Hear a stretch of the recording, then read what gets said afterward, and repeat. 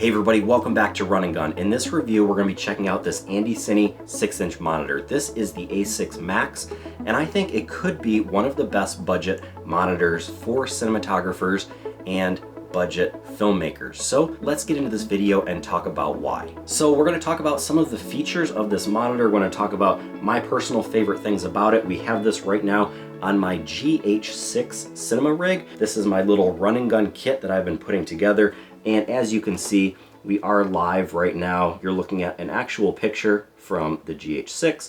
I have some little Sirui Nightwalker lenses. You can see my review on those. But right now, I've just been piecing together this little RunNGun kit, and I love it because it's lightweight, and I will be doing a lot more videos on this, the GH6, and all the little parts that I'm adding to this kit. And today we're going to be talking about this A6 Max monitor.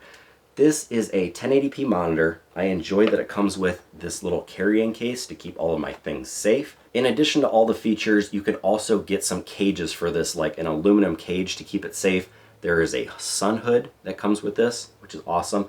Little attachable piece of plastic. The sun hood goes on top of that. That helps keep it safe. You can see things better in the sunlight. And then on top here, I have all of my controls, my buttons, my on and off switch. I just hold this to turn it on and off.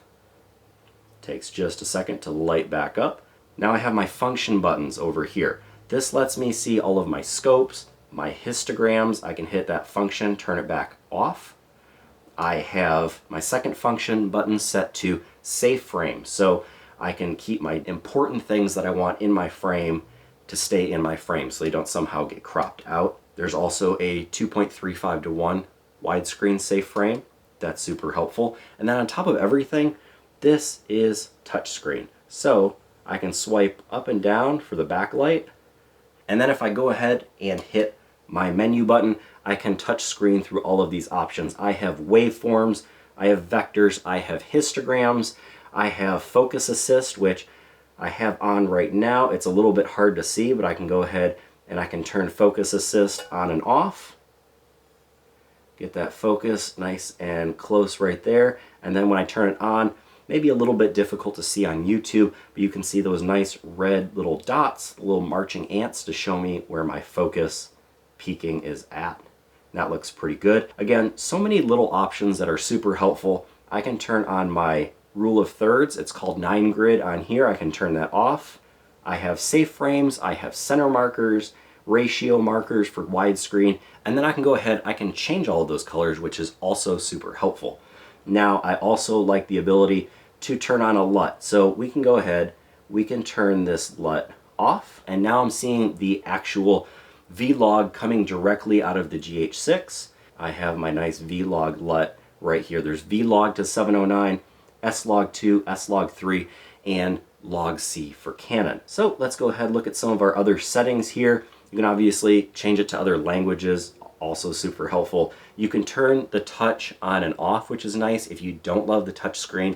If you don't want people poking at your monitor, if you're on set, that's great. And then these are my function options. I can program different things to my function buttons, which is super cool about this monitor. So let's go ahead, let's close our menu by tapping off. Now, one of the other helpful things about this, again, if you're on a budget, it comes with your first battery. So that's super helpful. A lot of products, especially lights and monitors, they don't even come with your battery. So this is battery powered. It's not sucking battery from your camera. Now you can place a little V-mount battery back here that will power your camera and your monitor. I'm working on that. If anybody wants to send me one, that would be awesome. I'd love to review it. But again, this comes with your first battery. It's one of the little Sony NP 330, 550 replacement batteries made by Andycine. You just pop that in any one of your other chargers. Super helpful. You also have the option here, HDMI in for my stream coming from my GH5, HDMI out if you want to go out to potentially some sort of transmitting monitor. You need to transmit a signal to somewhere else. You have that option there. And that is pretty much everything for the buttons and features. I also have the option down here to run DC in. I have a nice little headphone jack, and I believe there is an also option. Here's another DC 12 volt in here, and that is pretty much everything you need to know about this monitor. Touchscreen, 1080p, while it accepts the 4K, down reses to 1080, 1000 to 1 contrast ratio, which makes this thing look pretty darn good. I will have some close-ups of this. I really enjoy having this bigger monitor on set. It's always hard to focus on these tiny little monitors that you get with your camera. It's always awesome to have something that's, what, 4, 5, 6 times the size. A little 6-inch monitor versus a 3-inch monitor is so much easier to work with. You're going to be thanking yourself on set when you're not squinting with glasses and a little loop trying to find out what the heck is in focus. So that will save you a lot of time. And again, it's for people on a budget. This runs right around 139 to 149, so let's say 150 US dollars. And I think this is a heck of a steal. For what this does on the price range that it's at, I am very happy with this. I would recommend this to budget filmmakers, budget cinematographers. This is great if you're trying to shoot some sort of little documentary and you're doing everything run and gun like I like to do.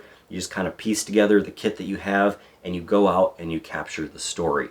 Same thing with narrative filmmaking, short films.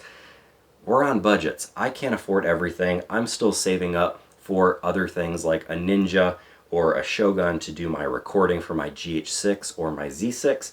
And for right now, this works great for someone, again, like me, who is on a budget. So I have to say thank you to Andycine for sending me this. Regardless, you guys get my honest opinion whether gear is sent to me or I purchase it myself. And this is pretty good. I enjoy this. I like the battery life of this.